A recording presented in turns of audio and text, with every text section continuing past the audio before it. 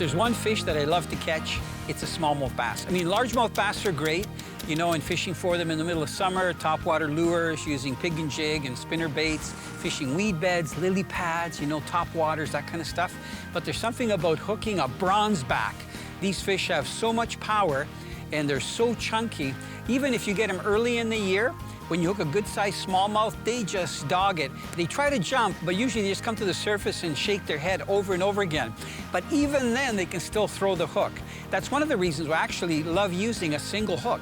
It works much better if you get it in past the barb. They have a tougher time throwing it than using a lure that's got 2 or 3 treble hooks.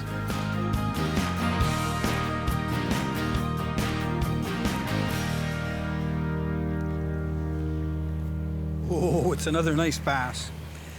Seam bass fishing. I love this. He's on the current side of the boat, so he's putting up a little bit more of a fight. Even though that water's green, you can see him. Look how beautiful he looks. I don't think he's ready yet, but you know what? I'm going to try to get him a little closer. I'm just amazed at how good that anchor mode works. You know, we've got a pretty good current coming along this point. You'll see how fast that boat drifts by us in a second.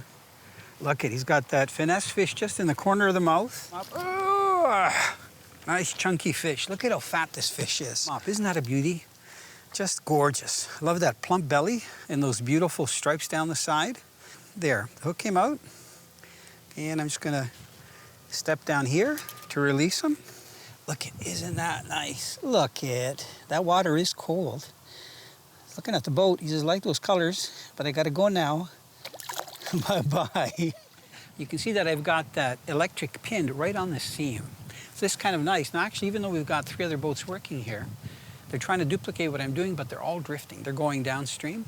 I think one of the keys for the presentation is to get that electric on an anchor mode. If you don't have an electric, you can use an anchor. But I'll tell you, it's a pain because there's some big rocks here. The same rocks that you see up on the shore behind me are in the water. So with the electric, you know, I mean, I can move just like this, in, out, back, forward. And even in the current, it holds so well that I can get that jig to work right on the bottom where those fish are, and right where the structure goes from about 7 to almost 20 feet. And then that's where the current also mixes. So it's that combination that's really producing all the fish.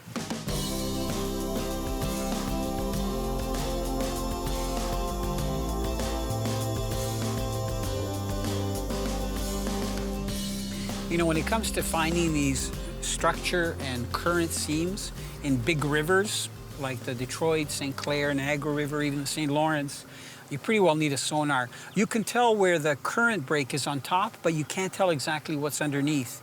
So you can see as the structure is starting to rise, that's the actual structure break. See the fish that we're marking?